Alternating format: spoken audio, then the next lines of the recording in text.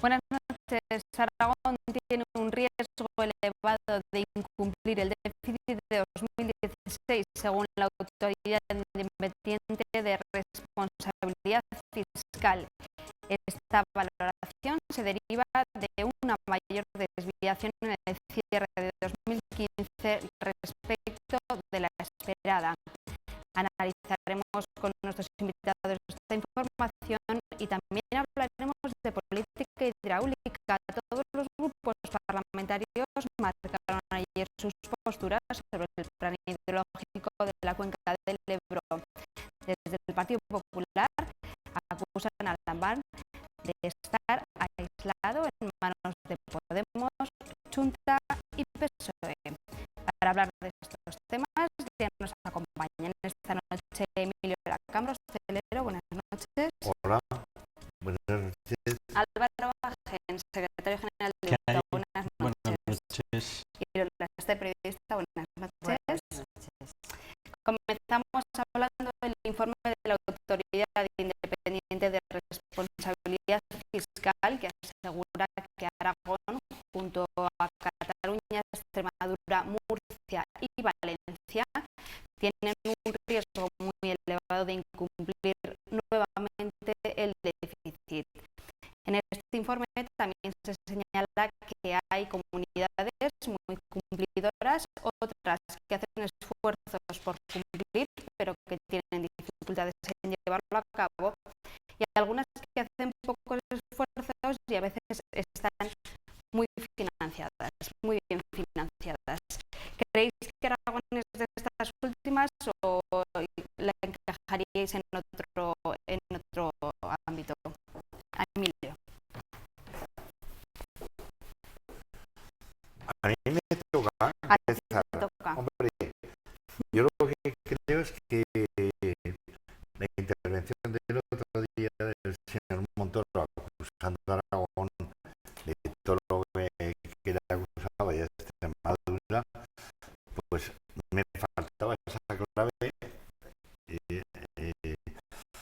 después de ver el debate que hubo en el Parlamento, en la que vimos un mitin electoral de nuevo de los tres partidos, PSOE, Ciudadanos y Podemos. Me faltaba el PP.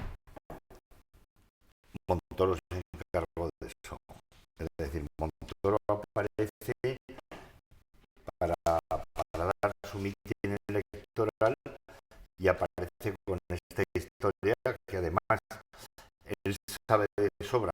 Es decir, que parte del incumplimiento del déficit de España es culpa del gobierno central por la carencia de recaudación, que no han recaudado lo que deberían recaudar, y él lo tenía que saber,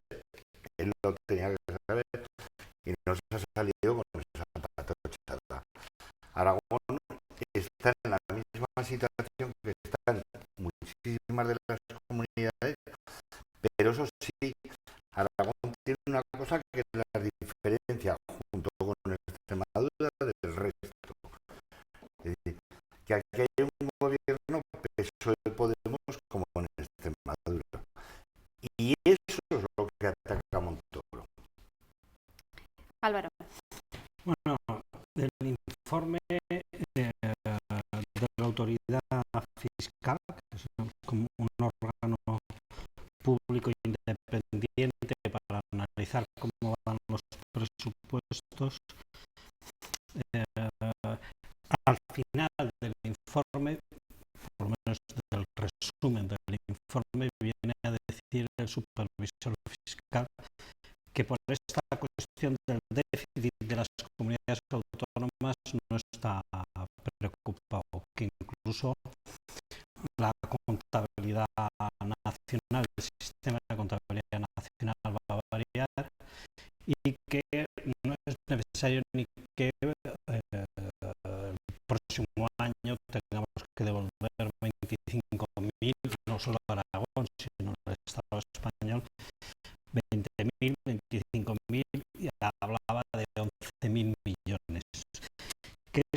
el problema. La recuperación de superficies, la preocupación del supervisor fiscal estaba fundamentalmente en la financiación de las pensiones de la seguridad social, el sistema de la seguridad social, donde había en el 2011 67.000 millones y en el 2015 habían caído a 32.500 y que había que, por lo tanto, buscar un nuevo sistema de financiación de la seguridad social, que el gobierno ya hizo la modificación en presupuestos, que a través de impuestos se pudiera financiar el sistema de pensiones de la seguridad social.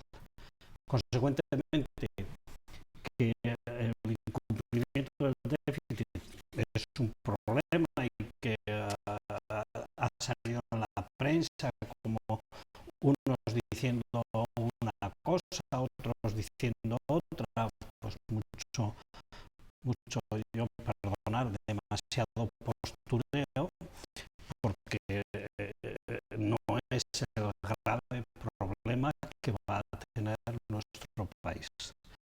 Por lo tanto, perdonen ustedes todo este planteamiento mío de que decir que creo que es demasiado postureo y que lo que está diciendo el supervisor fiscal, que le preocupa más la seguridad social que el déficit, porque es probable que aunque no lleguemos, como cambia el sistema contable, va a cambiar el sistema contable, no habrá graves problemas. O por lo menos es lo que yo he entendido del informe de este señor. Lola. Hoy Montoro ya anunció que se cambia el sistema contable y que precisamente con este cambio se puede ajustar ese desvío. Hombre, es curioso porque el sistema de financiación tendría que haber modificado en 2014. Curiosamente, Montoro, en funciones ahora mismo, dice que se va a modificar. No sé cuándo piensa modificarlo. O sea, lleva ya 2 años de retraso y piensa modificarlo. Yo me quedo con unas declaraciones de la directora de análisis presupuestario, es decir, la directora general, una señora con mucho peso en el Ministerio de Economía y Hacienda, que dice que ni los cumplidores son héroes, ni los incumplidores son los demonios, ni muchísimo menos.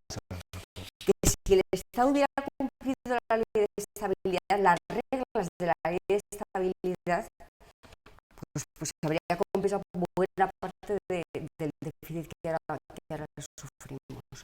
Y bueno, es decir, el chorreo que hecho ayer Montoro, anteayer, cuando dijo que no sé, que iba a dejar un poco en la estacada a Extremadura y Aragón por incumplidoras, como dice Emilio, pues porque le pesa muchísimo que haya gobiernos que estén saliendo adelante del PSOE con apoyo de Podemos, pero es curioso que el chorreo nos haya venido porque Aragón se retrasa en el pago 70 y tantos días ahora mismo, pero curiosamente en 2013 eran 170 y tantos cuando gobernaba Rudy, y en 2015 eran 100 un montón también. Curiosamente se pone beligerante y se pone gallito ahora. Hombre, pues en fin, se está corrigiendo el pago. Pero sobre todo en clave electoral, es decir, son 2 comunidades que aportan muy pocos votos, muy pocos diputados, y repito, por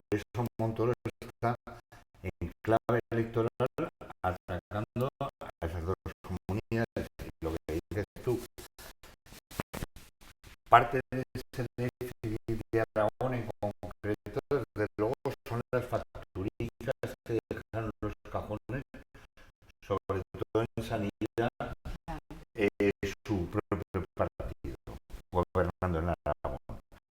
Que eso lo debería decir, pero ya digo que este hombre cada vez que aparece para hablar de temas fiscales, utiliza los datos torticeramente, cuando no utiliza para acusar a colectivos, por ejemplo, de artistas, de periodistas, sale atacando, que además eso es ilegal, porque está utilizando unos informes que son secretos. A mí lo que dice este señor no me vale. Y ya no me valen desde que antes de que ganaran las elecciones dijo que había que hundir España, que la levantarían ellos. A mí, cuando alguien dice eso, ese hombre no puede ser nunca, jamás, ministro de Hacienda de un Estado democrático. Ayer había un tuit de Sebastián, Miguel Sebastián, del exministro socialista, sí, que decía: Montoro, no tienes vergüenza, dice, porque cuando estabas en la oposición acusabas del déficit de Zapatero y ahora acusas a las autonomías. Dice, nunca asumir que tú tienes buena parte de culpa del déficit. Insisto, si se hubiera cumplido las reglas de la ley de estabilidad, sí, porque claro, Montoro está exigiendo a las comunidades autónomas lo que le incumple. Hombre, poco más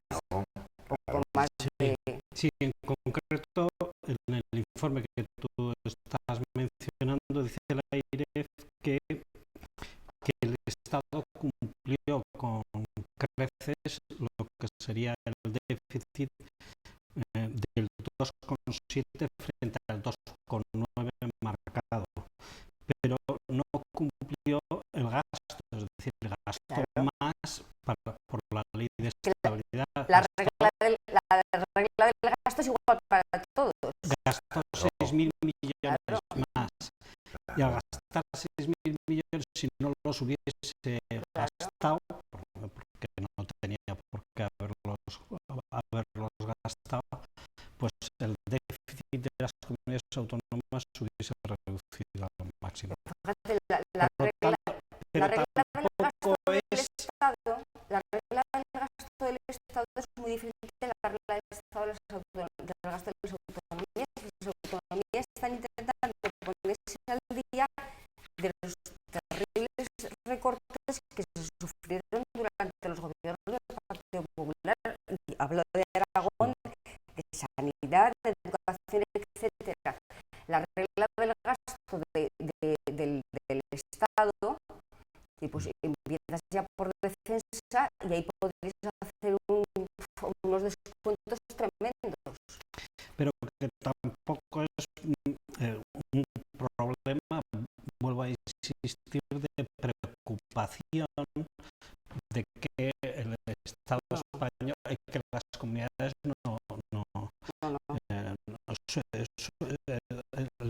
vayan más allá del déficit. Fíjate qué preocupación. Fundamentalmente porque no va a haber grave problema. Fíjate qué preocupación, que ayer los pegados hubo afectadas Montoro, Extremadura y Aragón, y hoy va al Congreso a decir que se van a aplicar nuevas normas contabilizadoras europeas y que se va a mejorar la financiación y ya se podría ajustar a la desviación del déficit. Pues hombre, sabiendo, porque él tiene información, sabiendo que iba a anunciar esto, pues se podía haber ahorrado el chorreo que nos ha hecho ayer. Pero no solo eso, es decir, yo creo que Montoro manejaba datos y cuando en las últimas elecciones, las del 20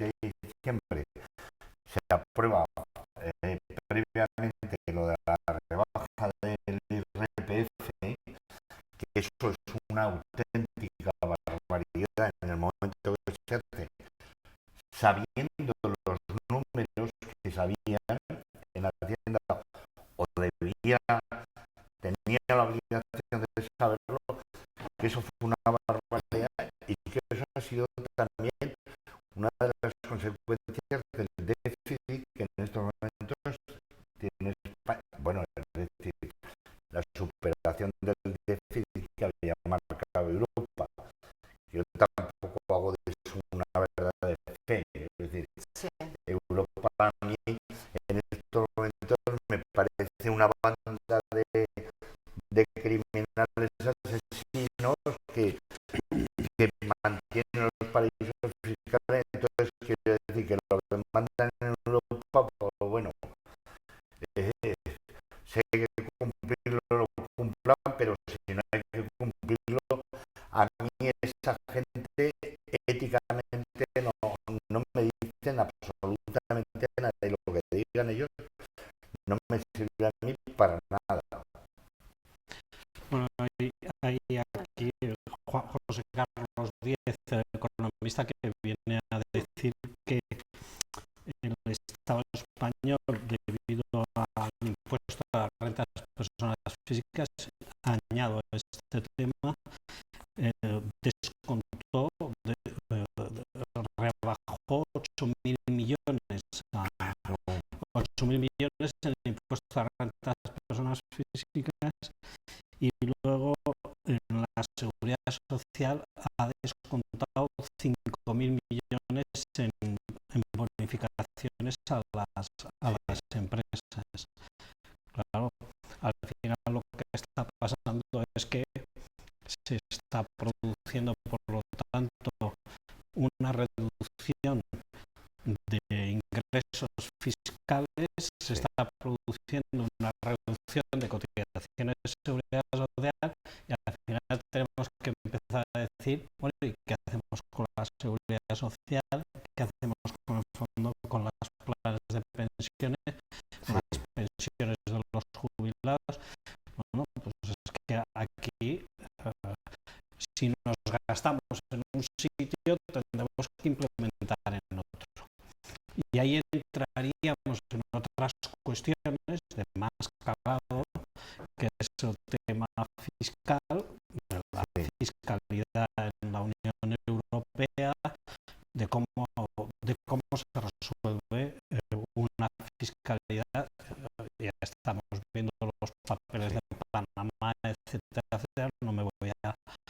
No voy a extenderme mucho en ese tema, pero sí, es que yo estuve el otro día, y quiero decirlo, y acabo aquí, en un pleno de la Cámara de Comercio, porque estaban haciendo el informe de los impuestos que había puesto Javier Lambán, y todos hablaban de que eran excesivos, y claro, yo les dije que las grandes empresas, confundí la palabra grandes empresas, pido perdón a los empresarios, con las grandes fortunas. Las grandes fortunas o grandes empresas no pagan impuestos. Las grandes empresas, algunas sí, otras no, como es porque ahí tuve un debate muy agrio, porque tuve que sacar el iPhone y decirle, ¿y estos dónde pagan sus impuestos? Entonces es que el problema de una armonización fiscal adecuada, donde paguen las grandes fortunas lo que tienen que pagar y no evadan sus impuestos, pues nos está llevando a todas estas cuestiones de autoridad. Pero bueno, en principio. Pero no solo eso, yo defiendo desde hace muchísimos años que el pequeño empresario, por más que le bonifiquen las cuotas de la seguridad social de sus empleados, y hablo de mi propia empresa, es decir, no te vale. Es decir, lo que te vale es que se aumente lo que es el movimiento comercial, que vendas más. Si vendes más, vas a contratar, y vas a contratar en las condiciones que marca la ley. A mí, que me rebajen la cotización de la seguridad social de un empleado que me rebajen en lugar de los 400, bueno, el costo que sea, ¿no? En estos momentos, 200, 300 euros, que me lo rebajen a 100 meses igual. Si a final de mes tengo que pagarle 1.200 euros, si no los saco, difícilmente puedo contratar a nadie. Por tanto, esa es una torpeza. Es que solo practican el electoralismo. Esta gentuza solo practica el electoralismo. Tanto en las medidas fiscales como en esos apoyos que son falsos, es decir, es falso.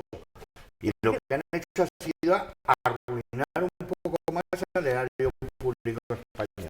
Pero al mismo tiempo que Montoro está apretando las tuercas a las autonomías que intentan cumplir con los servicios, no digo con todos, con una buena parte de los servicios que se habían perdido, y en Aragón, hoy decía la mano, que no se cerra ninguno de los servicios. Tenemos una situación de asfixia, pero y no algún recorte, ni muchísimo menos. Es decir, cuando está apretando las tuercas en este sentido, al mismo tiempo está diciendo que se nos van por la gatera del fraude fiscal 59.000 millones todos los años de las grandes empresas. Oiga, señor, grandes fortunas. Grandes fortunas. Y grandes ¿Qué es sociedades. mejor? Sí. Grandes empresas Y también. grandes empresas también. Algunas. Hombre, mira lo que están pagando tus autónomos asociados, No, mira lo que están pagando las grandes empresas. Pero bueno, es decir, no puede pero estar... prefiero hincar el diente en las grandes fortunas, ¿verdad? Bueno, Sí, Porque es una cosa más olvidémonos llamativa. del matiz. El señor que nos está apretando por aquí, al mismo tiempo está reconociendo que se nos van 59.000 millones por la gatera del fraude fiscal y no un dedo. Bueno, pues haga usted lo que quiera. Cambiamos de tema. Hablamos ahora de las reacciones del Grupo Parlamentario Popular, que ha acusado al presidente de Aragón, Javier Lambán, de estar en una situación de aislamiento político y de ser una marioneta en manos de populistas, nacionalistas y de la propia dirección de su partido en cuanto a política hidráulica se refiere. ¿Cómo valoráis la actuación del PSOE aragonés al respecto? ¿Creéis realmente que Lambán está solo y que está aislado, como dicen desde el PP, Álvaro? Bueno, yo es que de política sé poco, perdonen ustedes. como Franco. De política, no como Franco, no. De política en sentido, ahora me has picado. No, te lo digo en broma. De política en el sentido, yo la política siempre lo he dicho, la política con mayúsculas es como el sexo, que no lo pueden practicar los profesionales, lo tenemos que practicar todos. Y si no, es un lío.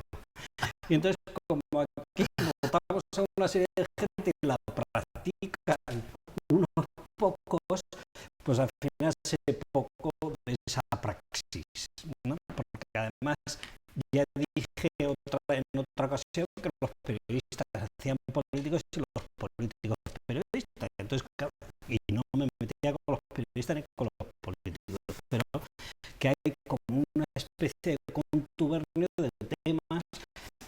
El señor Lambán, me imagino que tiene que seguir la hoja de ruta, y la hoja de ruta es la hoja de ruta marcada en el observatorio, que lo cumplirá o no lo cumplirá, ese observatorio que han creado con Echenique Chenique y con Chunta. Bueno, pues yo creo que van a tener que cumplir esa hoja de ruta. ¿La van a cumplir? Bueno, unos dicen que no, el señor Echenique, otros dicen que sí, y bueno, y dice, oye, es que os estáis escorando a Ciudadanos, postureo, volvemos al postureo. Es que, a ver, aquí lo que hay que hacer es más política social, invertir en educación, invertir en sanidad, crear más profesores y cambiar el sesgo de las políticas que se habían estado llevando hasta ahora. Bueno, ¿se están haciendo? Pues sí. Entonces, lo demás, que con el tema de política hidráulica se está quedando detrás o en una situación marginal con respecto a otros partidos políticos. Bueno, en este tema, por supuesto que sí, porque el tema de la política hidráulica es un tema muy importante para nuestra región. Esto como el aire para todos los ciudadanos, para nosotros el agua, ¿no? Pues, por lo tanto, el agua no se toca y eso es importante. Lola. Es que lo que se vio el otro día en el Congreso fue una situación de traca. Dice el PP que se está dejando aislado a Lambán. Hombre, en buena parte sí, porque el PSOE en el Congreso votó a favor de la propuesta de los independentistas catalanes, pero es que el Partido Popular votó a favor de las propuestas anteriores del Partido Socialista. Es decir, que hay un incumplimiento por parte del PSOE, pero hay un acercamiento por parte del PP, con lo cual lo que se vio era de traca, porque el PSOE de alguna manera renunció a su propio plan hidrológico, el PP lo apoyó, el PSOE votó con los independentistas catalanes y Podemos vimos que dentro del voto general de Podemos, también con los independentistas catalanes, vimos que el señor Pedro Arrojo, que es un señor que aquí se ha movido muchísimo a favor de mantener unas reservas hidráulicas en Aragón, etcétera, etcétera, por las que fue Imperial Internacional, Bruselas, etcétera, pues votó en contra de todo aquello. Entonces, fue una ensalada que no puede entender nadie. Yo no hablé ni de aislamiento ni de nada. Es que hay cuatro diputados socialistas que rompieron la disciplina de voto. Estas cosas se pactan, estas cosas no. Nadie se quedaría sorprendido por el voto de los cuatro aragoneses. Pero bueno, les van a multar y no sé cuántas cositas. Y había incluso una campaña para que se ayudara y tal. Digo, no, quien habría que multar sería el resto del Partido Socialista, que es el que de alguna manera ha incumplido su propio programa, ¿no? Y en todo caso se puede impugnar esa multa porque no tiene ningún sentido. Aquí hay una cuestión y es que, vamos, Cataluña, dentro del proceso, lo que tienen que hacer efectivamente es garantizarse tener agua del Ebro porque la necesitan. ¿Cómo la garantizan? Cerrando una serie de cuestiones con Bruselas y con lo que sea. Tienen que ser independientes, pero con los pantalones bien llenos. Y entonces, ¿eso qué lleva? Pues que la reserva que tenemos aquí de 6.000 y pico hectómetros cúbicos la quieren ampliar y quieren que llegue al delta, pues nada menos que 9.000 y pico hectómetros cúbicos. Y esa es la pelea. Y en esa pelea, francamente, yo no entiendo ni que el PSOE se abstenga, efectivamente, y que una buena parte, veremos si están allí bien, pero que la parte de los podemitas aragoneses tampoco la acabo de entender. Por mucha filosofía, por mucha cultura del agua que me empata en la cabeza, por cierto. Sí, además el señor Pedro Rojo se encementaba con estos temas, se metía en cemento y cosas así. No sé, tendrá que explicarla con más No, pero el claridad. cemento no era con el agua. Era con otras cosas, pero no eran ecofontaneros. Y... Pero en todo caso, es decir, el Estatuto de Autonomía de Aragón recoge una reserva hidráulica para Aragón que ahora de alguna manera se intenta borrar ese dato que está en el Estatuto de Autonomía de Aragón. Yo creo que todos, absolutamente todos, tendrían que defender esa parte del Estatuto que fue consensuada y fue aprobada por unanimidad.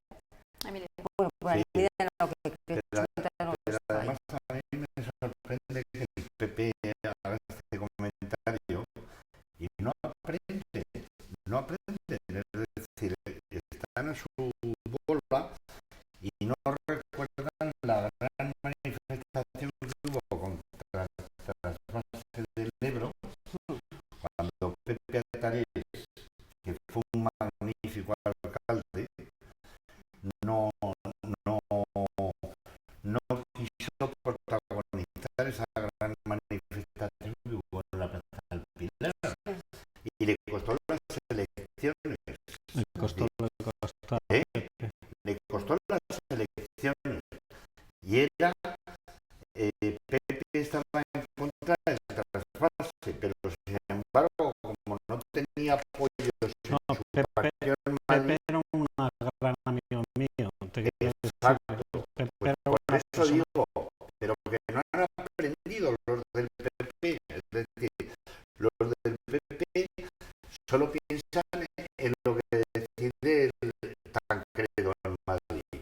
Y entonces lo que dice Tancredo va a misa. Entonces no se enteran ni aprenden de sus propios errores aquí en Aragón. Es decir, ahora el que plantean eso, para mí yo he aplaudido a los 4 diputados socialistas que, como tú muy bien dices, es verdad que lo habrán pactado, estoy seguro que lo han pactado, pero bueno, para mí es un gesto importante, por supuesto. Es decir, que 4 representantes aragoneses se desmarquen de las decisiones de Lo que sería interesante partido. es que muchísimas veces y muchos diputados rompieran la disciplina de voto, Claro, pero en todos los partidos. claro, Porque eso de votar a decir amén, amén, no, amén, no. Claro. Bueno, vamos a Y concluir. solo un inciso que ha dicho Álvaro, ha dicho una gran persona. Sí, yo corroboro de buena persona, pero digo algo más, fue un gran político. Era de estas personas que dignificaban la política, además. Sí, señor. Bueno, ahora sí, concluimos nuestro programa analizando un dato muy alarmante. 90.000 niños viven en situación de pobreza y exclusión en Aragón, según manifestaron ayer los ponentes del Congreso sobre pobreza infantil celebrado en la Facultad de Filosofía y Letras de la Universidad de Zaragoza. Valoraciones de esta cifra que supone, dicho de otra manera, que un 30% de los menores de la comunidad no ven satisfechas sus necesidades básicas. Lola. Cuando hablamos de números y de cifras, detrás de cada número hay un niño y con unas necesidades tremendas. Y yo simplemente haría una reflexión. Los niños pobres de hoy son hijos de los pobres de ayer, nietos de los pobres de anteayer y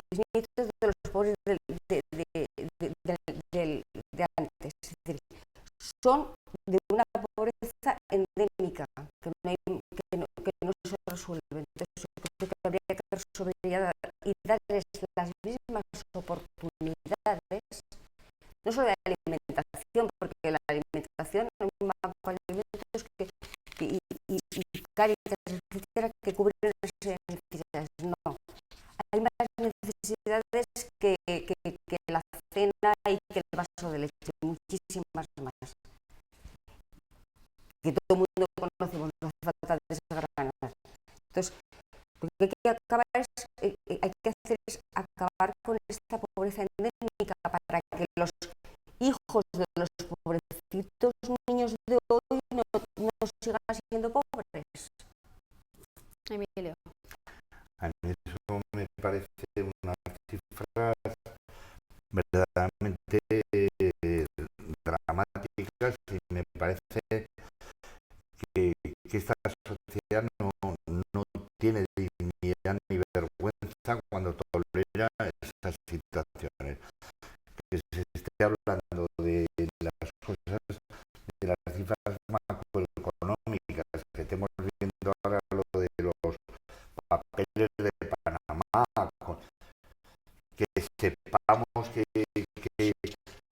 las grandes fortunas defraudan, que tal, que no sé qué, y que frente a eso, por ejemplo, en Aragón, es decir, que no es de las comunidades con más nivel de pobreza infantil, cuidado, que está en términos, me parece que está en el 7º, 8º puesto, que hay zonas, por ejemplo, me parece que es Murcia, Andalucía o Extremadura, que están por encima de el 40%, que es, a mí me parece eso terrible, inadmisible en una sociedad del primer mundo, me parece inadmisible y no tenemos vergüenza ni dignidad si no somos capaces de resolver ese problema. Álvaro. Bueno, la verdad que coincidimos, pero que intentar avanzar en alguna cuestión más, aunque todo el mundo la conoce, pero vamos, no lo que digo yo. Yo entiendo que desde que se plantearon las teorías eugenésicas, se ha justificado una sociedad competitiva, se ha justificado una sociedad agresiva entre unos y otros, y aunque no lo queramos ver, en muchos casos se reconoce, sobre todo desde las teorías económicas, que el pobre se lo ha buscado. Y entonces lo único que tenemos pues son elementos de caridad, tenemos elementos de misericordia, pero no.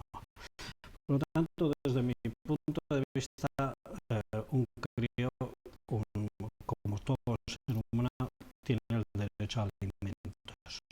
Y hay uno que es acreedor de alimentos y otro deudor de alimentos. Esto está regulado en el Código Civil, el derecho a que tenemos a una educación, una alimentación, estemos como estemos, y una vivienda digna. Y esto nos tiene que ocurrir a todos los seres humanos, y incluso, no quiero entrar en eso hoy, pero tener un trabajo también digno. Y por lo tanto, el Estado es el acreedor, no, el deudor de último recurso, por ponerlo. Es decir, es el Estado que tiene que asegurarnos todo eso. Y frente a eso nos van a decir, no, que tenemos que reducir la carga del Estado porque ya hay muchos impuestos. Teorías eugenésicas, teorías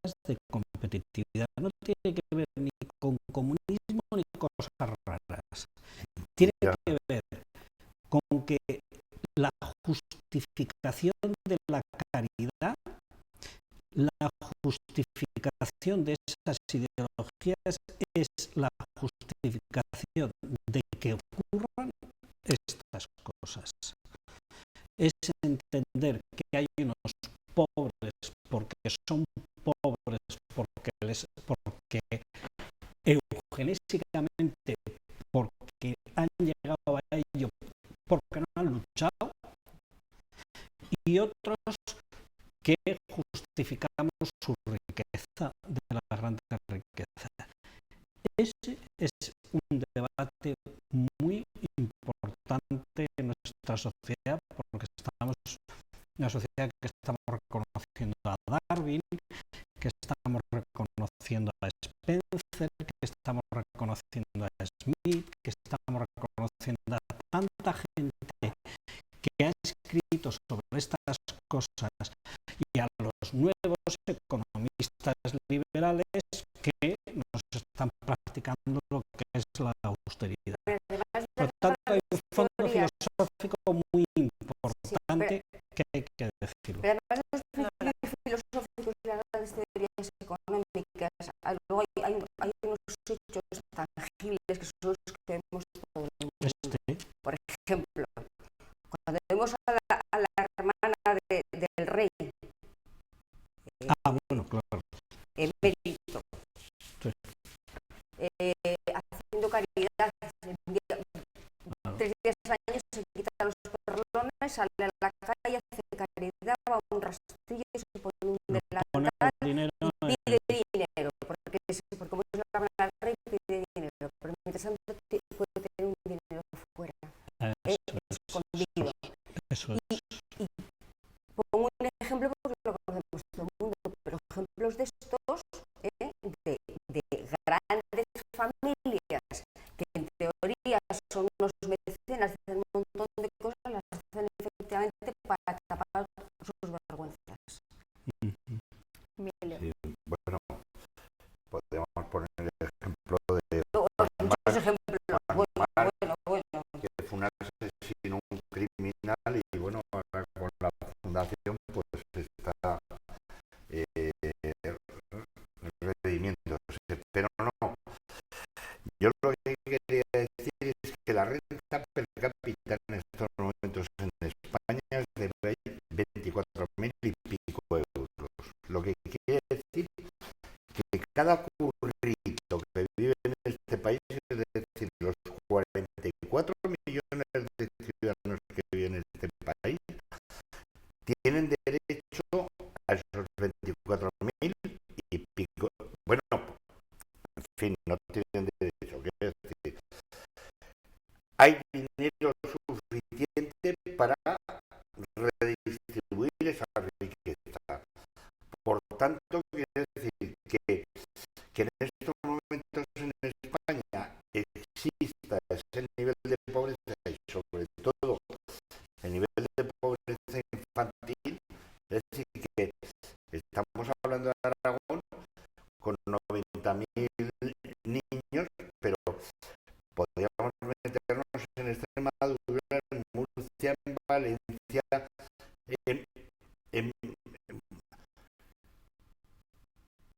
que debe ser horroroso. Entonces, quiere decir, dinero hay, lo que falta es la voluntad política de quien gobierna de hacer una redistribución más equitativa. Y apunto un dato, es decir, Aragón está en el 26,7% de la situación de pobreza infantil. El País Vasco está casi en la mitad, 15%. O sea, quiero decir, algo falla o algo en el País Vasco lo hacen bien y en Aragón lo están haciendo mal, y ya no digo nada en el resto de comunidades donde ese problema es infinitamente más grave, ¿no? Lola, volviendo al dato de la pobreza infantil y en Aragón, yo insisto en que no es solo cuestión de matar la